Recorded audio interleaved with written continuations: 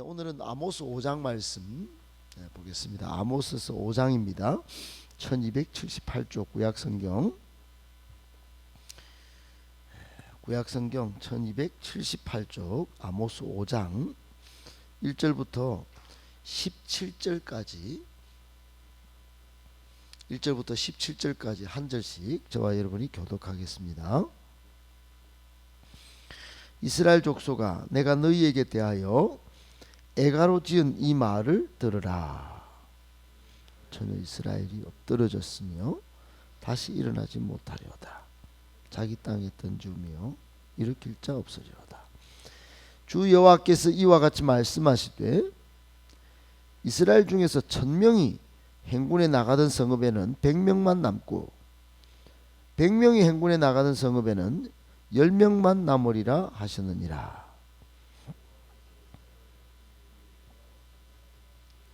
너희는 나를 찾으라. 그러면 살리라. 베델을 찾지 말며 길갈로 들어가지 말며 브엘세바로도 나아가지 말라. 길갈은 반드시 사로잡히겠고 베델은 비참하게 될 것임이라 하셨나니, 너를 찾으라. 그러면 살리라. 자르면 그가 불같이 요셉에 베델에서 끌 자가 없으리라.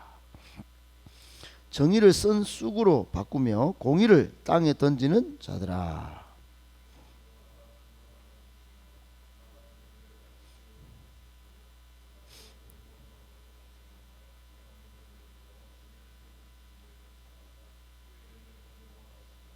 그가 강한 자에게 갑자기 패망이 이르게 하신즉 그 패망이 산성에 미치느니라.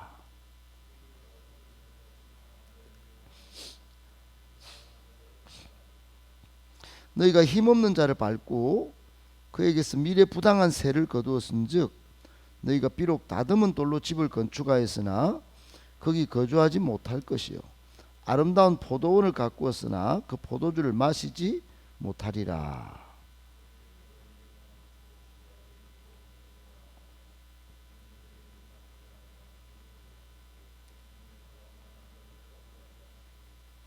그러므로 이런 때에 지혜자가 잠잠하나니 이는 악한 때임이니라.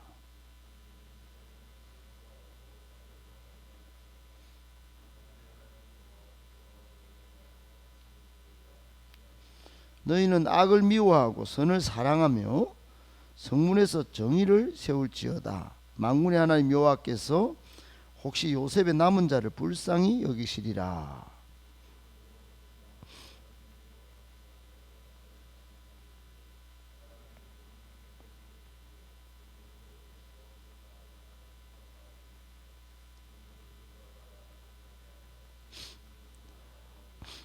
17절 같이 읽겠습니다.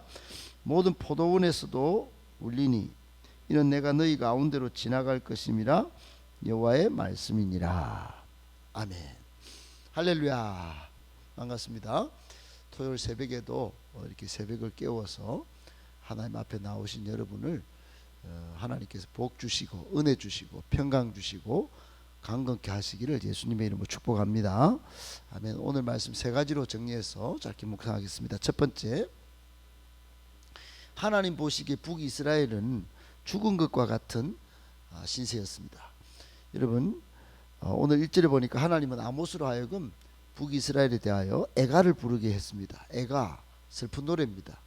오호호호 하는 옛날에 우리 상여를 메고 지나갈 때 불렀던 그런 슬픈 노래, 통곡의 노래입니다. 마치 예수님께서 예루살렘 성을 보시고 우시던 때가 생각나는 것 같지 않습니까? 예루살렘은 도시였습니다. 엄청난 종교적인 도시였는데 예수님께서 예루살렘을 보시고 우셨다. 그 말은 좀 있으면 멸망할 건데 저렇게 바쁘게들 잘 사는구나, 그러고 우신 것입니다. 지금 북이스라엘은 최전성기지만은 국방 외교적으로 경제적으로 아무리 번성해도 하나님 보시기에는, 하나님 앞에서는 멸망을 앞에 둔 죽은 것 같은, 살았지만 죽은 것 같은 나라였습니다.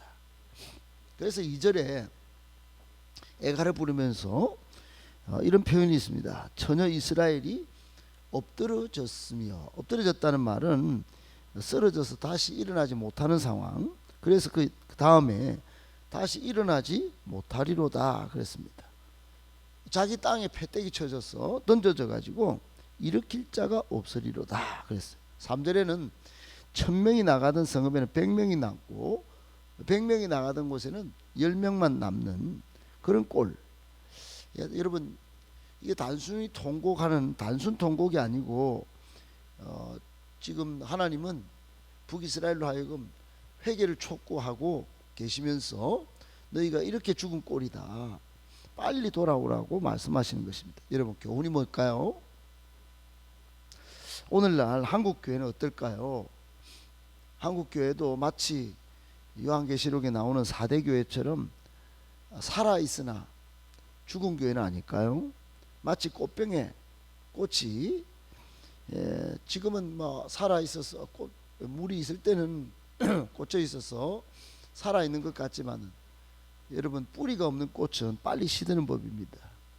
마찬가지 뿌리가 하나님께 없고 전부 경제와 또는 국방과 외교를 의지하면서 우리는 살아있어요, 우리는 번성했어요, 우리 세계 7번째 국가예요. 여러분, 하나님을 떠난 백성은 안 되는 것입니다.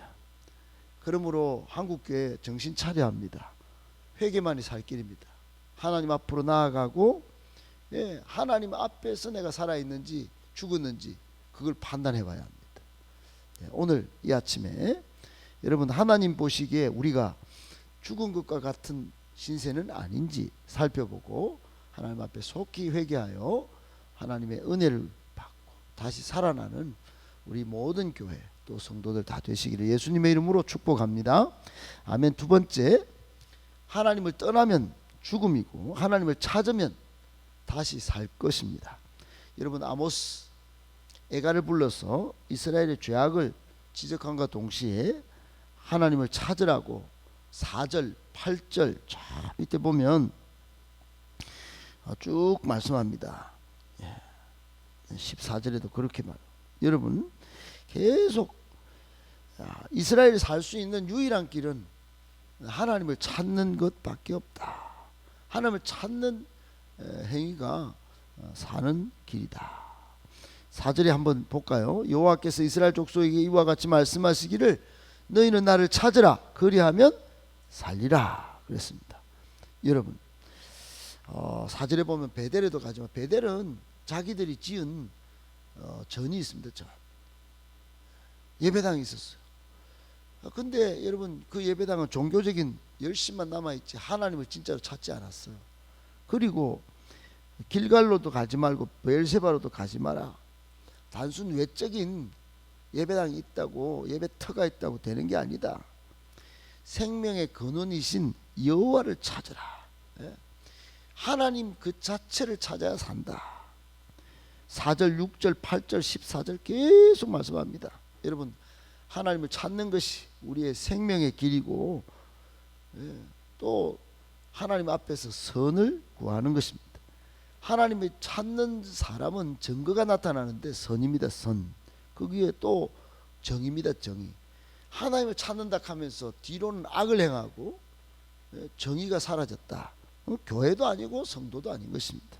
사랑하는 여러분, 하나님을 찾아야 삽니다. 그러나 하나님을 찾는 자의 증거인 선을 행하고 또 정의를 행하면서 하나님을 찾을 때 하나님은 진짜 살만하네, 살려야 되겠네, 그렇게 되지 않겠습니까? 하나님을 떠나면 죽음이고 하나님을 찾으면 다시 살 것인데 선을 그리고 정의를 행하면서 하나님을 찾는 저와 여러분 되시기를 예수님의 이름으로 축복합니다. 아멘. 마지막 세 번째, 하나님은 바닷물을 불러 지면에 쏟으시는 분이십니다. 여러분, 이 말이 뭘까요? 여러분, 이 말이 굉장한 말입니다. 여러분, 하나님에 대한 이해가 오늘 본문에 많이 등장하는데 8절에 보면 하나님은 우주와 공간과 시간을 만드시고 운행하시는 분으로 등장합니다. 8절에 이렇게 되어 있어요. 묘성과 삼성을 만드시며, 묘성과 삼성은 별자리를 전부 다 이야기하는 건데 고대 근동의 상식으로는 전체 모든 별을 상징합니다.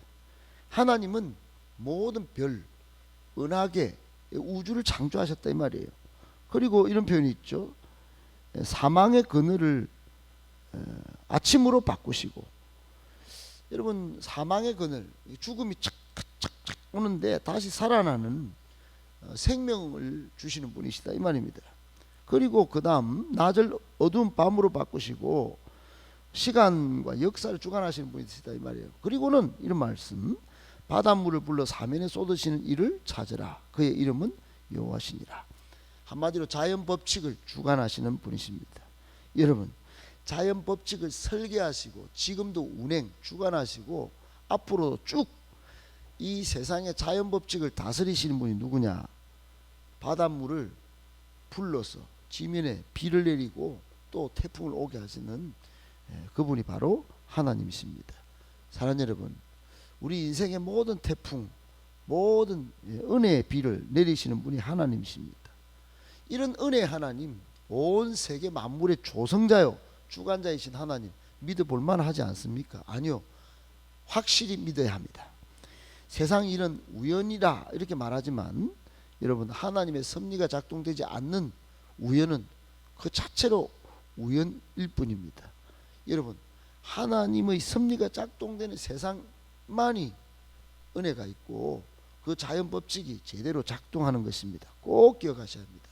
이런 하나님 때문에 오늘도 여러분 자연 법칙뿐만 아니라 내 인생도 호흡이 유지되고 있다는 사실 때문에 은혜로운 하루가 되시고 일평생 이런 하나님을 잘 섬기며 기쁨과 행복에 겨운 복된 인생 다 되시기를 예수님의 이름으로 축복합니다.